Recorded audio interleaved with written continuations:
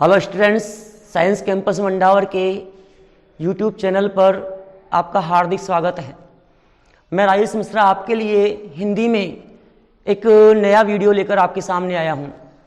पिछले वीडियो में अपन ने पद परिचय वाला टॉपिक स्टार्ट किया था कक्षा 12 के लिए।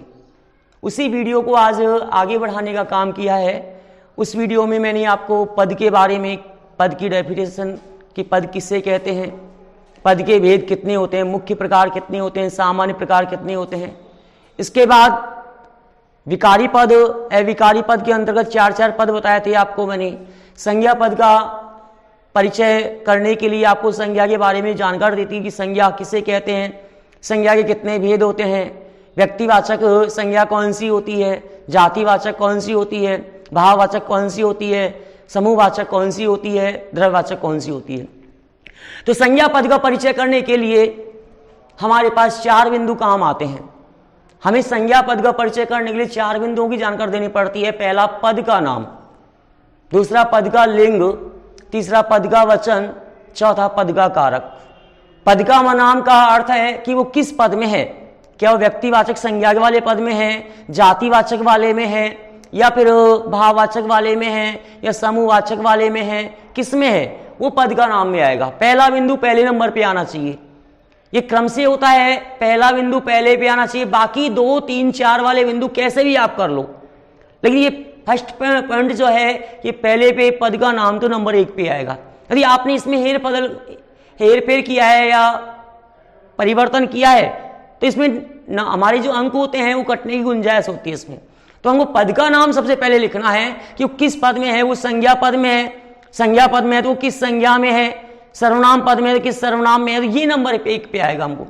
तो पद का नाम जिसके बारे में आपको जानकारी मैंने दी थी कि वो किस पद में है, जैसे हमारे पास ये आ गया कि जनता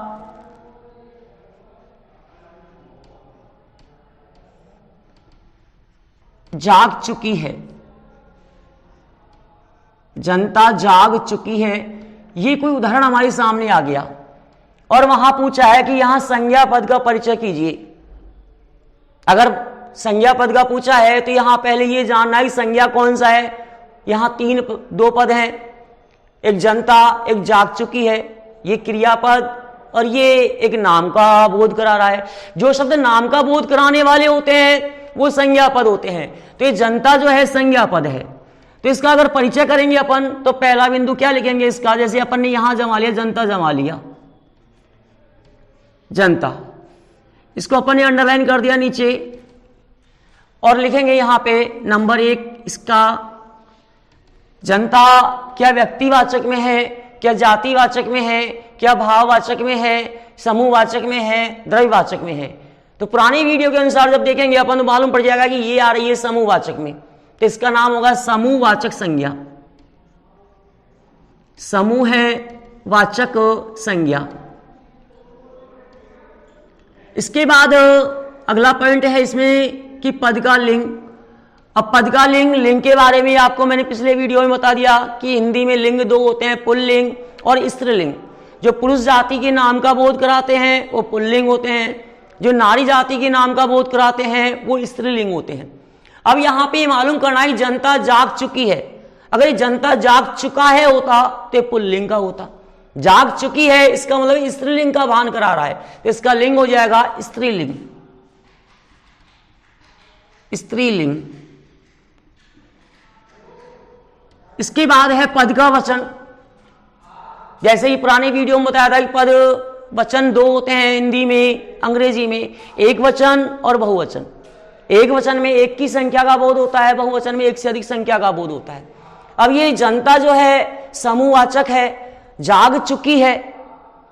अगर ये बहुवचन में होता तो ये क्रिया जो है, अब ये क्रिया 1 वचन की है, चाहे वो कितना ही समूहवाचक क्यों ना हो, लेकिन क्रिया यहां पर 1 वचन की है तो यहां पे वचन भी क्या आएगा, 1 वचन माना जाएगा। तीसरा होगा 1 वचन,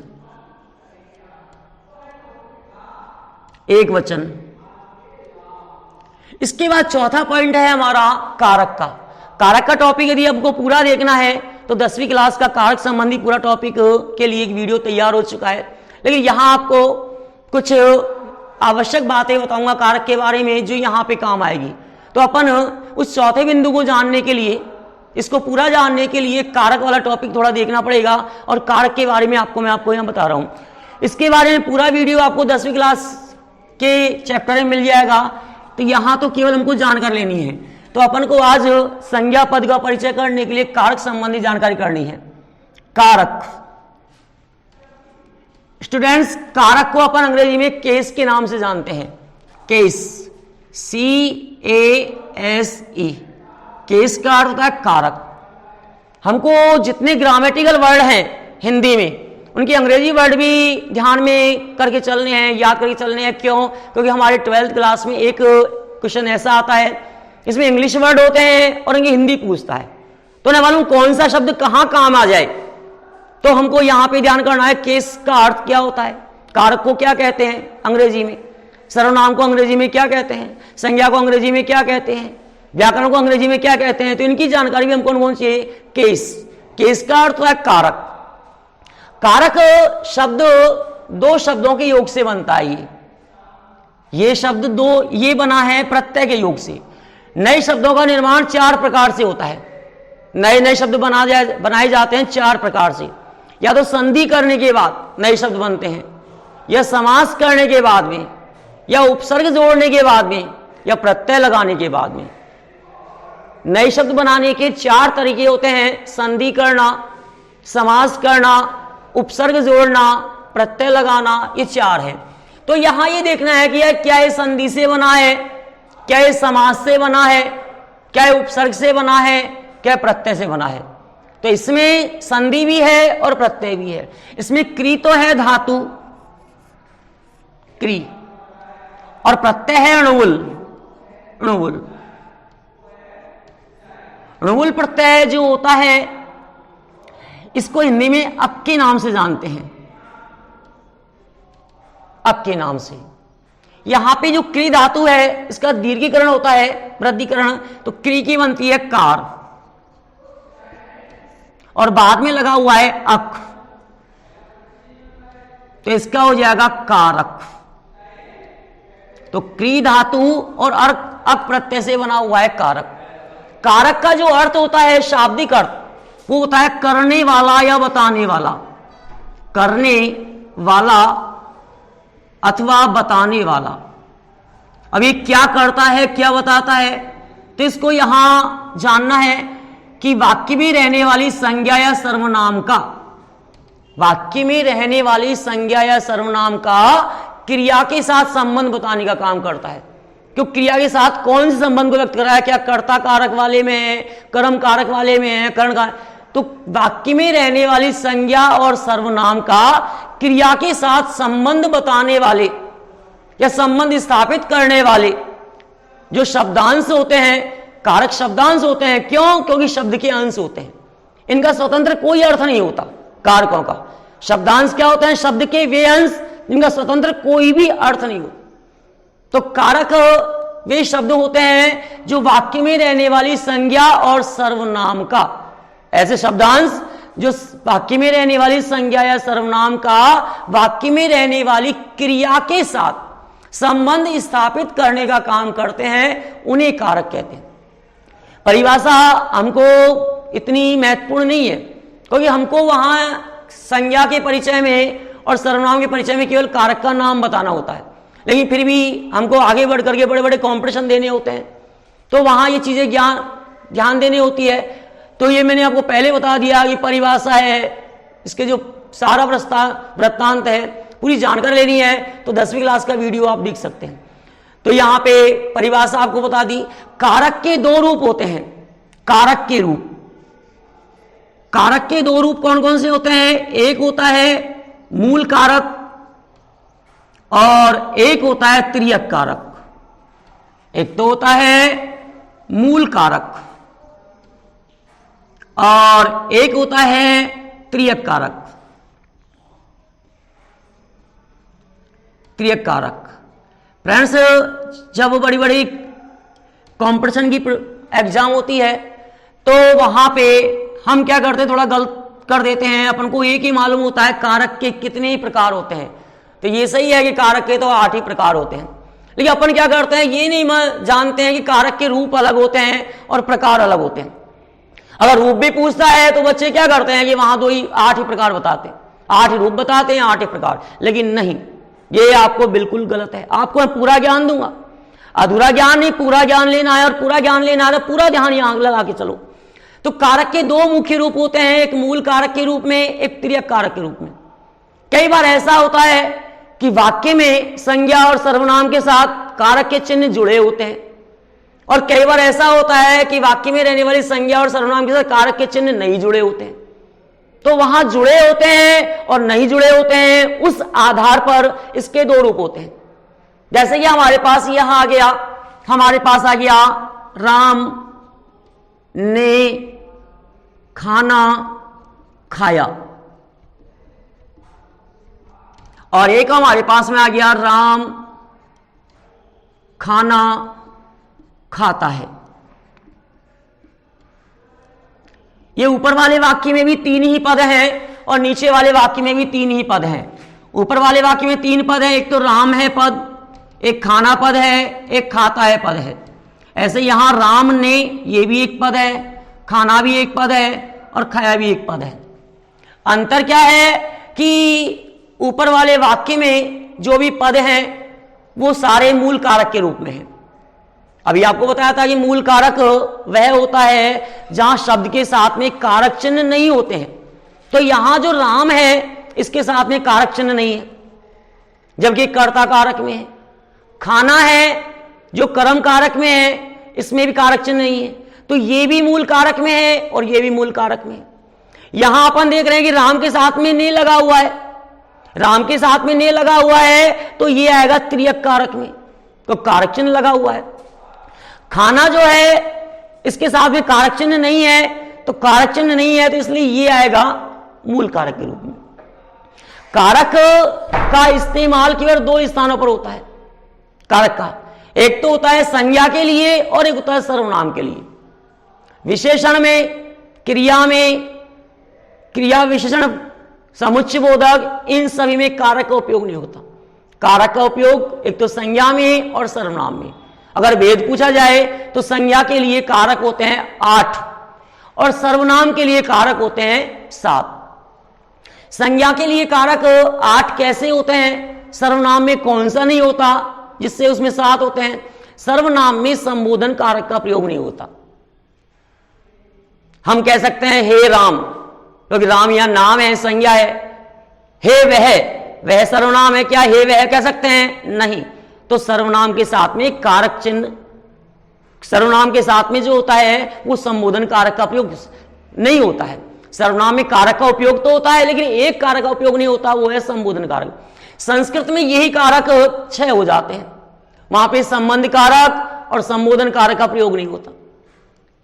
संबंध कारक का और संबोधन कारक का प्रयोग नहीं होता, तो वहां के अधिकांश आचार्य कारकों की संख्या 6 बताते हैं। हमारे यहाँ हिंदी की बात, हिंदी व्याकरण की बात हो रही है, तो यहां कारकों की संख्या होती है 8। ये नहीं कि वहां पूछे कि कारक कितने होते हैं, तो यहां कारक बताते हैं 8। अगर अलग से दिया हुआ है कि सर्वनाम में कितने कारक होते हैं, जवाब होगा सर्वनाम में 7 कारक होते हैं। संज्ञा में कितने कारक होते हैं, संज्ञा में 8 कारक होते हैं। और कारकों की संख्या कितनी होगी, तो अभी हमारा जवाब होगा 8। तो यहां अपन ने देखा कि मूल कारक क्या होता है, वह कारक या कारक का वह रूप जहां शब्द के साथ में चिन्ह नहीं लगा होता, कारक का चिन्ह नहीं लगा होता, उस कारक को अपन मूल कारक कहते हैं। और जहां शब्द के साथ में कारक का चिन्ह लगा हुआ होता है उसे हम त्रियक कारक कहते हैं। आगे समझ में अंतर कि मूल कारक में और त्रियक कारक में अंतर क्या है, कि जहां वाक्य में रहने वाले संज्ञा या सर्वनाम शब्दों के साथ में कारक चिन्ह नहीं लगा होता वह मूल कारक होता है, और वाक्य में रहने वाले संज्ञा और सर्वनाम शब्दों के साथ में कारक चिन्ह लगा होता है उसे हम त्रियक कारक कहते हैं। तो कारक के 2 रूप होते हैं, मूल कारक और त्रियक कारक। अब आते हैं अपन कारक के भेदों के बारे में कि कारक के कितने भेद होते हैं। अभी आपको बताया था मैंने कि हिंदी में कारक के 8 भेद होते हैं। वो अलग बात है कि सर्वनाम में 7 का प्रयोग होता है लेकिन संज्ञा में 8 का, तो अपन इसकी संख्या 8 ही मानते हैं। तो कारक के भेद यहां देखते हैं, कारक के भेद, टाइप्स या काइंड्स ऑफ केस भेद। यहां देखते हैं नंबर 1, जिसे कहते हैं अपन कर्ता कारक, कर्ता कारक। दूसरा होता है कर्म कारक,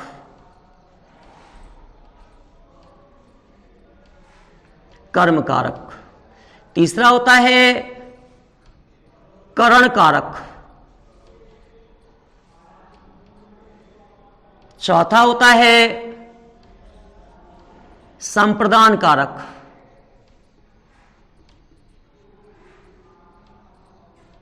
संप्रदान कारक।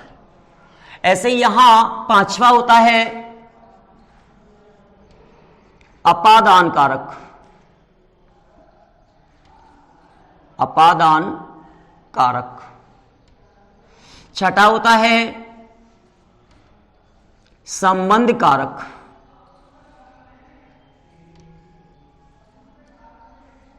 संबंध कारक। सातवां होता है अधिकरण कारक, अधिकरण कारक। सातवां है ये। और लास्ट में अंतिम वाला होता है, उसे कहते हैं अपन संबोधन कारक, संबोधन कारक। बच्चों इसकी अपने अंग्रेजी नाम भी होते हैं कि कर्ता कारक को अंग्रेजी में क्या कहते हैं, कर्म को क्या कहते हैं, करण को क्या कहते हैं। तो कर्ता कारक जो होता है इसको इंग्लिश में कहते हैं नॉमिनेटिव, NOMINATIVE,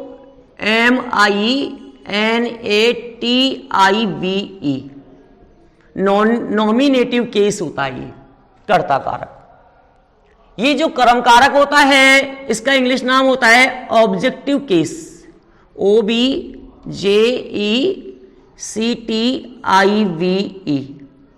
ऑब्जेक्टिव केस होता है ये कर्म कारक। करण कारक जो होता है इसको अपन इंग्लिश में कहते हैं इंस्ट्रूमेंटल, INSTRU,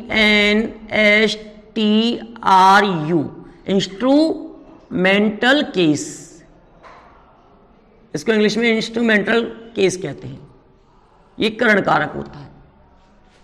ये संप्रदान कारक होता है इसको इंग्लिश में कहते हैं डेटिव, DATIVE, डेटिव केस। अपादान कारक जो होता है इसको अपन एबलेटिव कहते हैं, ABLATIVE,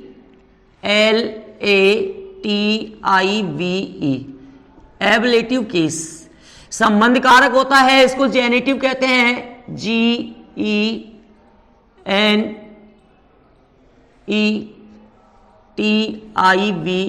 जेनेटिव केस होता है। अधिकरण कारक होता है इसको कहते हैं लोकेटिव, LOCATIVE, लोकेटिव केस। संबोधन कारक इसको कहते हैं एड्रेसिव, ADDRESSIVE,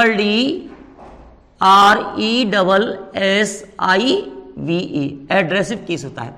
तो इन सब के अपने अपने अंग्रेजी नाम भी आपके सामने हैं जो हमारे कहीं ना कहीं तो काम आएंगे, क्योंकि जो ज्ञान होता है वो कभी व्यर्थ जाने वाला नहीं होता है। आज नहीं तो कल कहीं ना कहीं काम आने वाला होता है। तो किसी भी चीज को अपन व्यर्थ नहीं माने, उसको काम की माने, और ये माने कि वो नहीं मालूम कब हमारे काम आ जाए और हमारे जीवन को आगे बढ़ाने का काम कर दे।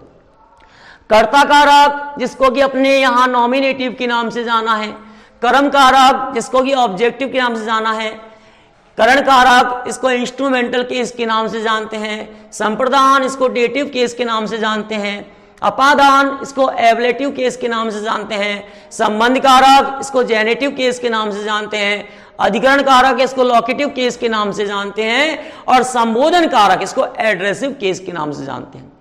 इन सबके अपने अपने चिन्ह होते हैं निश्चित। जैसे एक कर्ता कारक है, इसका चिन्ह होता है ने, इसका चिन्ह ने होता है। अब ने कारक के चिन्हों को अपन क्या कहते हैं, कारक के चिन्हों को कहते हैं परसर्ग, पर सर्ग। पर सर्ग का मतलब क्या है? पर मानी बाद में, सर्ग मानी जुड़ने वाले, जो बाद में जुड़ते हैं, संज्ञा और सर्वनाम के बाद में जुड़ने वाले शब्द होते हैं उन्हें हम परसर्ग कहते हैं। कारक के चिन्ह संज्ञा और सर्वनाम के पहले नहीं जुड़ते, आगे ये बाद में जुड़ने वाले होते हैं, तो कारक चिन्हों को अपन परसर्ग कहते हैं। परसर्ग और उपसर्ग इन दोनों में अंतर होता है।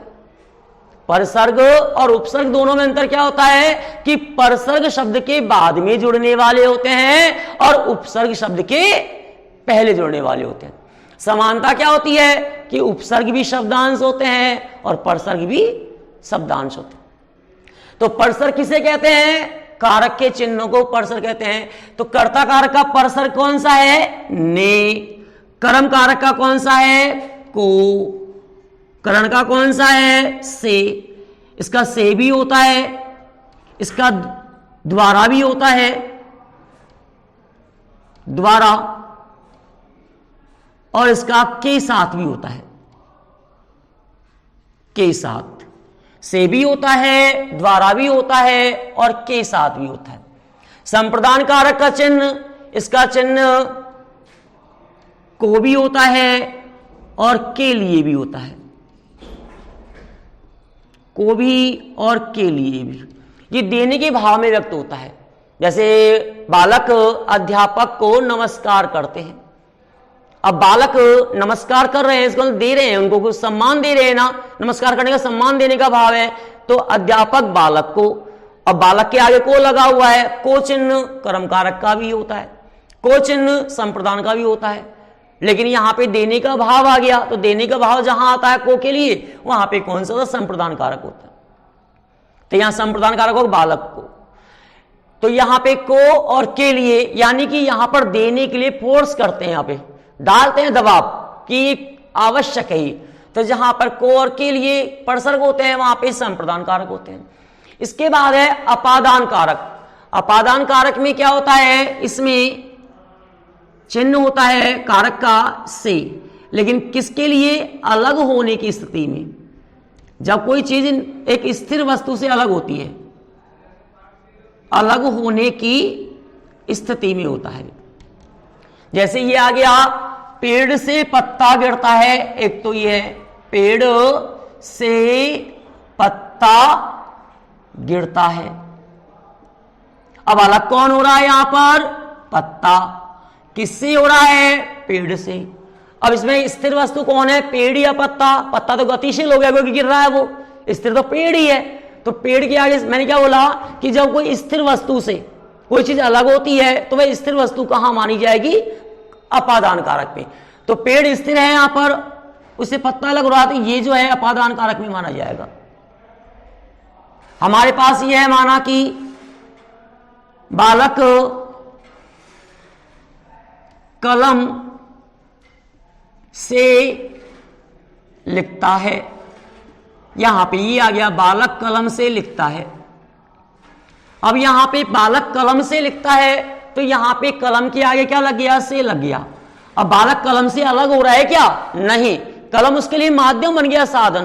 तो यहां पे से भी दो आ रहे हैं, एक से कहां आ रहा है करण कारक में, एक से कहां आ रहा है अपादान कारक में। अब कैसे मालूम करेंगे? नीचे वाले में से करण कारक में है, क्योंकि यहां कलम अलग नहीं हो रही, बल्कि कलम यहां साधन के रूप में काम आ रही है। काम कौन सा आ रहा है? लिखने का, और लिखने का साधन कौन है? यहां पे कलम। तो कलम यहां पे साधन के रूप में काम आ रही है, तो साधन के रूप में काम आ रही है, इसलिए कलम किस में जाएगी? करण कारक में जाएगी। तो करण कारक में है, इसका हो गया। इसके बाद है संबंध कारक। इसका चिन्ह होता है काके की और रारेरी। काके की और रारेरी, संज्ञा शब्द के साथ में काके की लगता है और सर्वनाम शब्दों के साथ में रारेरी। जैसे हमारा, हमसे बना हमारा। हम कौन है? यहां सर्वनाम। हम कौन है? यहां सर्वनाम। तो सर्वनाम के साथ में रा लगेगा। सर्वनाम हमारे पास कई बार ऐसा भी होता है, सर्वनाम काके की, जैसे उसका, वैसे बना उसका। तो संबंध कारक। अधिकरण कारक में क्या होता है कि जहां जिस स्थान पर क्रिया संपन्न होती है, इसका चिन्ह होता है में, पे, पर। अगर अंदर के भाव में हो रहा है तो में होता है, बाहर के भाव में हो रहा है तो पर होता है। एक तो माना यह है कि चूहा पेड़ में है तो पेड़ में है, पेड़ के अंदर है, और बिल्ली पेड़ पर है तो पेड़ के ऊपर है, उसकी डाली के ऊपर। तो में तो अंदर के लिए आता है और पर ऊपर के लिए आता है, दोनों में अंतर है। लेकिन दोनों आते ही कहां है? अधिकरण कारक में। संबोधन कारक के चिन्ह होते हैं परसर्ग हे, ओ, अरि। हे, ओ, अरि, ये इसके चिन्ह होते हैं संबोधन कारक के। इस कारक में क्या होता है कि कारक चिन्ह के अलग बाद में क्या है कि विस्मय आदि बोधक चिन्ह लगता है इस तरह का। यह चिन्ह किसका होता है? विस्मय आदि बोधक का होता है, इस तरह का चिन्ह होता है। तो ये हमारे पास 8 कारक हैं, चिन्ह आपके सामने दिए हैं। चिन्ह तो हमको याद करने हैं, लेकिन कई बार ऐसा भी होता है कि वहां चिन्ह कुछ और लगा होता है और कारक कुछ अलग होता है, कहीं कहीं ऐसा होता है, उसके लिए मैं आपको यहां पे बता रहा हूं।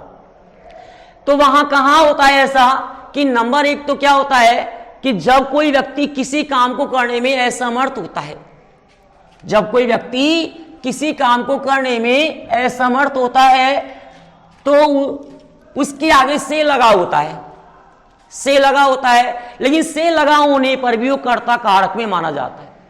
जैसे यहां आ गया हमारे पास राम से चला नहीं जाता है, राम से चला नहीं जाता है। यहां पे राम एक संज्ञा पद है, चलने में वो असमर्थ है, चलने में असमर्थ है तो यहां से लगा हुआ है। अब से कहां लगा होता है? तो करण कारक में या अपादान में, लेकिन ये न करण कारक में आएगा ना अपादान में आएगा। राम कहां आएगा? यहां पे कर्ता कारक में आएगा, क्योंकि यहां जो करता है वो काम करने में असमर्थ है। यदि ऐसा यहां पे जैसे ये आ गया राम पैरों से चल नहीं पाता है,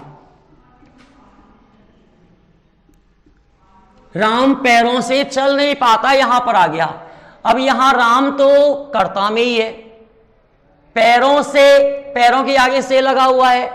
तो एक संस्कृत में पॉइंट याद कराते हैं कि जहां अंग विकार होता है, पैरों से लंगड़ा होना, हाथों से लूला होना, आंखों से काना या अंधा होना, कानों से बहरा होना, जीभ से गूंगा होना, मुख होना, ये सारे जहां अंग विकार होते हैं, सिर से गंजा होना, जहां अंग विकार होते हैं तो अंग विकार के साथ में कौन सा होता है? करण कारक होता है।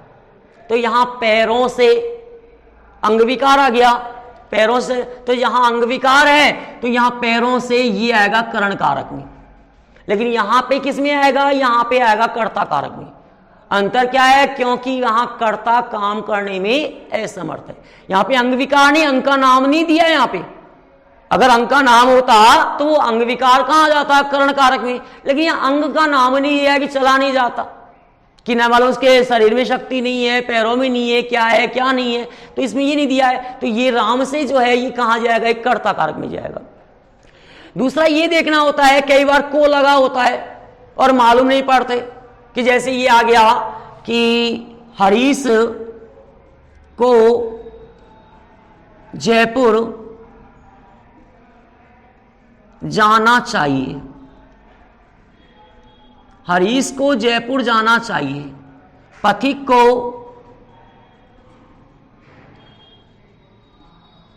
रुक जाना चाहिए, पथिक को रुक जाना चाहिए। ये आ गया माना कि हरीश को जयपुर जाना चाहिए और पथिक को रुक जाना चाहिए। यहां पे हरीश के आगे भी को लगा हुआ है और पथिक के आगे भी को लगा हुआ है। हरीश के आगे को लगा हुआ है तो ये भी कर्ता कारक में आएगा। कोई सोचेंगे कि यहां जाने का काम कर कौन रहा है? यहां पे हरीश कर रहा है, चाहे कितना भी को क्यों ना लगाओ, हरीश कर रहा है तो कर्ता कारक में होगा। यहां पे भी रुकने का काम किसके लिए है? पथिक के लिए, तो यहां भी करता होगा। तो कुछ अपवाद होते हैं जो नियम से भिन्न होते हैं, इन सब से भिन्न होते हैं, उनका थोड़ा सा ध्यान रखना पड़ता है। तो इसमें से ध्यान क्या ध्यान रखना पड़ता है कि जो आदमी काम करने में असमर्थ होता है, पैरों से चल नहीं पाता, मुंह से बोल नहीं पाता, ये होते हैं, तो जो आदमी काम करने में असमर्थ होता है, अगर अंग विकार है वहां पर, तो अंग विकार को अंग का नाम दिया हुआ है तो वो करण कारक में आएगा। और अंग का नाम नहीं दिया है, जैसे एक तो है सोहन बोल नहीं सकता, सोहन बोल नहीं सकता, और एक आ गया कि सोहन मुख से बोल नहीं सकता। अब मुख से आ गया, मुख से आ गया यहां पर, तो देखिए यहां पे एक तो है सोहन से बोला नहीं जाता है, बोला नहीं जाता है, एक तो ये आ गया। एक आ गया कि सोहन मुख से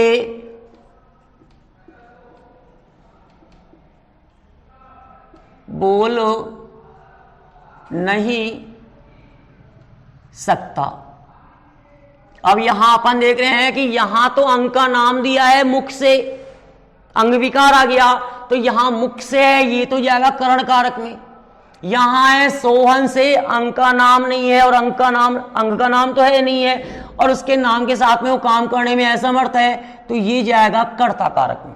तो इस पॉइंट को ध्यान रखेंगे आप कि जहां पे कर्ता काम करने में असमर्थ होता है तो वहां पे से लगा होता है, लेकिन से लगा होने पर भी वो कर्ता कारक में माना जाता है। दूसरा ये होता है कि ये भी मालूम करना होता है कि उसमें काम करने वाला कौन है। चिन्ह कोई सा भी लगा हो लेकिन काम करने वाला हो वहां पर, तो वो कर्ता कारक होता है।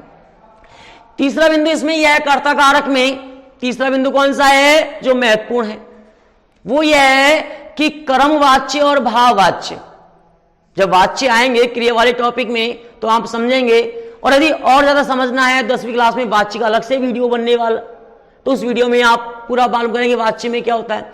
कि कर्मवाच्य और भाववाच्य में, कर्मवाच्य और भाववाच्य में कर्ता के साथ में से के द्वारा या के द्वारा लगा होता है। कर्मवाच्य या भाववाच्य में कर्ता के साथ में से या के द्वारा, जैसे ये आ गया मोहन के द्वारा पुस्तक पढ़ी जाती है। ये हमारे पास मोहन के द्वारा पुस्तक पढ़ी जाती है। अपन यहां देख रहे हैं कि मोहन के साथ में के द्वारा लगा हुआ है, अपना रटाया हुआ ज्ञान होता है कौन सा, अरे के द्वारा लगा हुआ है, ये तो करण कारक में। लेकिन नहीं, मैं यहां बोल रहा हूं कि कर्मवाच्य ये किस वाच्य में है, कर्मवाच्य में है, क्योंकि यहां क्रिया का परिवर्तन कर्म के अनुसार है। जहां क्रिया का परिवर्तन कर्ता से होता है वो कर्तृवाच्य, और कर्म से होता है कर्मवाच्य। तो ये कर्मवाच्य कैसे है, अगर मैं यहां पुस्तक को चेंज कर दूं तो क्रिया बदल जाएगी। पुस्तक की जगह मैं ग्रंथ लिख दूं, पुस्तक होता है स्त्रीलिंग में, ग्रंथ होता है पुल्लिंग में, तो मोहन के द्वारा ग्रंथ पढ़ा जाता है, क्रिया बदल गई। अगर मैं मोहन को चयन कर दूं, मोहन की जगह मोहिनी कर दूं, क्योंकि मोहन करता है कि मोहिनी के द्वारा पुस्तक पढ़ी जाती है, कोई फर्क नहीं पड़ेगा। तो क्रिया का बदलाव यहां से कर्ता से नहीं हो रहा है, कर्म से हो रहा है, तो कर्मवाच्य में है। और मैं कह रहा हूं अभी कि कर्मवाच्य में और भाववाच्य में रहने वाले वाक्यों में कर्ता के साथ में से या के द्वारा लगा होता है। तो यहां ये कर्मवाच्य का है तो यहां के द्वारा लगा हुआ है, लेकिन यहां पे किसको मानेंगे, कर्ता कारक को। किसको मानेंगे अपन, कर्ता कारक को। तो एक कर्ता कारक हो गया। तो 3 बिंदु आप कर्ता कारक के लिए ध्यान करेंगे बेटा। नंबर 1 तो बिंदु क्या होता है कि या तो वहां पे ने लगा होता है, अगर ने नहीं लगा होता है तो वहां पर मालूम करना पड़ता है कि काम करने वाला कौन है। जैसे यहां पे है हमारे पास, ये आ गया बालक कलम से लिखता है। अब काम कौन सा होता है, कौन सा हो रहा है, कलम का। काम यहां कलम का हो रहा है और लिखने का काम कर कौन रहा है, बालक। लिखने का काम यहां पे बालक कर रहा है और काम हो रहा है कलम से। तो काम करने वाला कौन सा होता है, कर्ता। तो ने नहीं लगा हुआ है, लेकिन यहां पे मालूम कर लेंगे कि यहां पे कर्ता है। क्रिया से पहले कौन लगा दो, कौन लिखता है, जवाब मिलेगा बालक। तो जवाब कौन का मिल गया, ये कर्ता कारक, कर्ता कारक हो गया। यदि वहां पे ने नहीं लगा होता है तो उसके लिए क्या होता है, उसके लिए नियम बता दिया कि क्रिया से पहले कौन लगा दो। इसके अलावा क्या होता है वहां पे कि कर्मवाच्य और भाववाच्य में कर्ता के साथ में के द्वारा लगा होता है। क्या लगा होता है, के द्वारा। दूसरा क्या होता है कि जब कोई कर्ता या जब कोई व्यक्ति किसी काम को करने में असमर्थ हो। ध्यान करना, अंग विकार, अंग का नाम नहीं दिया जाए, वहां पे अंग का नाम दिया जाएगा तो वो इसमें नहीं आएगा कि जब वो कोई व्यक्ति काम करने में असमर्थ होता है तो उस व्यक्ति के साथ में से लगा होता है, और से लगा होने पर भी वो कर्ता कारक में माना जाता है। किसमें? कर्ता कारक में। तीसरा ये है कि हमको ये मालूम करना पड़ता है कि वहां पे काम करने, जैसे हरीश को जयपुर जाना चाहिए, अब जयपुर जाना चाहिए, काम कौन करेगा? यहाँ पे हरीश को, काम करने वाला है, तो हरीश यहाँ पे वैसे कर्म कारक में है, लेकिन यहाँ पे किस में आएगा? कर्ता कारक में आएगा। तो जैसे जैसे उदाहरण आएंगे आपको वहां पे समझाते जाएंगे। तो आज हमारा एक कर्ता कारक पूरा हुआ है। कर्ता कारक पूरा जब हो गया है तो इसकी परिभाषा क्या होती है? इन सब की परिभाषा होती है, वाक्य में जो कार्य करने वाला होता है उसे कर्ता कारक कहते हैं। इसकी परिभाषा क्या होती है? वाक्य में क्रिया का जिस पर प्रभाव पड़ता है उसे कर्म कारक कहते हैं। इसकी परिभाषा क्या है? वाक्य में क्रिया जिस साधन से संपन्न होती है, जिस साधन से संपन्न होती है उस साधन को करण कारक कहते हैं। करण मानी साधन होता है। वाक्य में क्रिया जिस निश्चित या स्थिर वस्तु से अलग होती है, कर्ता या क्रिया जो है स्थिर वस्तु से अलग होने का भाव व्यक्त करती है, तो वह स्थिर वस्तु जो है वो स्थिर वस्तु जो है वो अपादान मानी जाती है। वो अपादान के लिए है। अपादान में क्या होता है कि इसमें क्रिया या कोई व्यक्ति किसी स्थिर वस्तु से अलग होता है, तो स्थिर वस्तु अपादान कारक में आएगी। संप्रदान कारक में क्या होता है कि जहां पे कर्ता किसी को देने के भाव में व्यक्त होता है, जैसे राजा भिखारी को दान देता है। अब देता कौन है? राजा। किसको? भिखारी को। तो भिखारी का को लगा हुआ है, किस में आएगा? संप्रदान कारक में आएगा। अपादान कारक के बारे में बताया था कि स्थिर वस्तु से अलग होने का भाव होता है। संबंध कारक में क्या होता है कि संबंध कारक में संज्ञा और सर्वनाम का अन्य शब्दों के साथ में संबंध स्थापित होता है। जैसे राम का भाई श्याम है। अब कौन है? श्याम। किसका भाई? राम का। तो राम संबंध कारक में आ जाएगा। अधिकरण कारक में क्या होता है? मे पे पर लगा होता है, जिस आधार पर क्रिया संपन्न होती है। पक्षी पेड़ पर बैठा है, तो कौन बैठा है? पक्षी। पक्षी कर्ता कारक हो गया। किस आधार पे हो रही है? पेड़ पर, तो पेड़ हो गया अधिकरण कारक। संबोधन कारक में क्या होता है? संबोधन कारक में हे और हे लगा होता है। हे राम, हे श्याम, हे मोहन, इसका प्रयोग होता है संबोधन कारक का। तो हे और हे जहां जोड़ता है, इसमें क्या है? संज्ञा और सर्वनाम को संबोधित करते हैं। संबोधन करने का काम होता है संज्ञा को, सर्वनाम में ये नहीं होता। जैसे हे राम यहां आओ, हे श्याम यहां आओ, हे मोहन यहां पे आओ, अरे मां खाना बनाओ, तो ये सारे कहां होते हैं? संबोधन कारक। तो ये टॉपिक कर्ता कारक का हमारा पूरा हो गया। कारक का एक एक टॉपिक को आपको ये समझना है। हमको नंबर बिल्कुल नहीं कटवाने हैं। और नंबर कब नहीं कटेंगे? जब हर चीज की अपन को पूरी नॉलेज होगी, पूरा ज्ञान होगा, और वो गहराई से ज्ञान होगा। हमारे पास समय काफी है, तो लॉकडाउन का समय चल रहा है, विद्यालय में आपका आना नहीं हो रहा है, आप घर बैठे हैं, तो इसके लिए क्या करना है? एक तो अपना रूटीन को मत बिगाड़ना बेटे।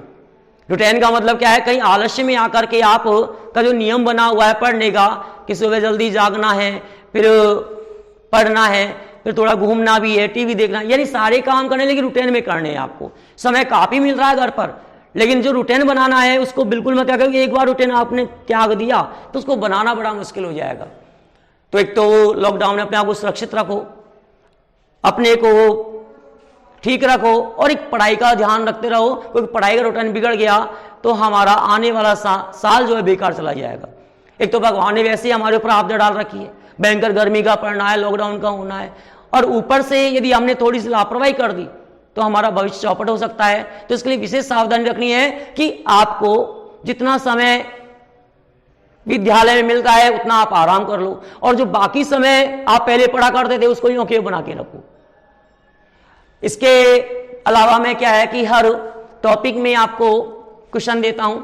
आज भी मैं एक प्रश्न आपको दे रहा हूं, उसके आप कमेंट्स देना कि मूल कारक और त्रियक कारक, मूल कारक और त्रियक कारक में क्या अंतर होता है, इसका जवाब देना आपको कमेंट बॉक्स में। और दूसरा यह है कि कारक किसके योग से बनता है। आपको मैंने बता दिया कि कोई भी शब्द जो है चार के योग से बनता है, संधि के, समास से, उपसर्ग से, प्रत्यय से।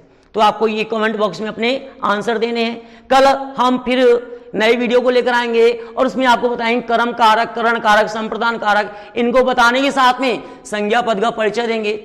इसके बाद संज्ञा पद का परिचय दे लेंगे, सर्वनाम पद का परिचय देना हमारे लिए आसान हो जाएगा। क्यों? क्योंकि वहां हमको केवल एक चीज जाननी होगी, केवल सर्वनाम पद का नाम, क्योंकि सर्वनाम में है, बाकी लिंग अपन को जानकारी में है, वचन है, कारक अपन को जानकारी में है। तो अगले वीडियो के लिए आप जुड़े रहिए। और यदि आपने हमारे चैनल को, हमारा क्या, आपका अपना चैनल है, यदि इसको आपने लिंक नहीं किया है, शेयर नहीं किया है, तो जल्दी जल्दी इसको लिंक कीजिए, शेयर कीजिए, सब्सक्राइब कीजिए और अपने चैनल को और अधिक लोकप्रिय, पॉपुलर बनाने का काम कीजिए।